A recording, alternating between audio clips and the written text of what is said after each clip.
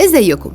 بقالنا 70 سنة بنسمع عن أساطير مرعبة في عمارة رشدي بالإسكندرية اللي سموها عمارة العفاريت، لدرجة إن محدش كان بيمشي في شارع رشدي إلا وقلبه يدق من الخوف. العمارة موجودة في شارع رشدي على طريق أبو قير الرئيسي بالإسكندرية.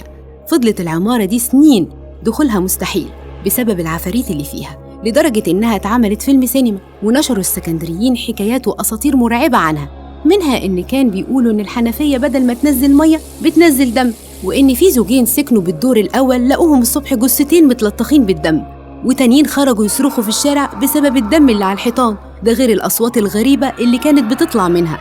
لكن الحقيقة غير كده خالص، لأن العمارة طلعت ما فيهاش لا عفاريت ولا حاجة، وكل الحكاية إن صاحب العمارة الأصلي هو اللي ساهم في انتشار الإشاعة دي بين المجتمع السكندري، في محاولة منه للرد على حي شرق الإسكندرية اللي رفض تعديل التراخيص الخاصة لتحويله من عقار سكني لفندقي. فوصلت الأمور القضائية لترك العقار غير مستخدم زي خيال المآتة، ورهنوا الحي بسبب تراكم الديون على صاحب العقار اللي قرر في الحيلة دي عشان محدش يشتريه. لكن أخيراً استقر الحال ببيعه لصاحب الشركة اللي بنته وتحويله إلى بناية فندقية 11 دور غاية في الروعة، وانتهت الحدوتة دي للأبد.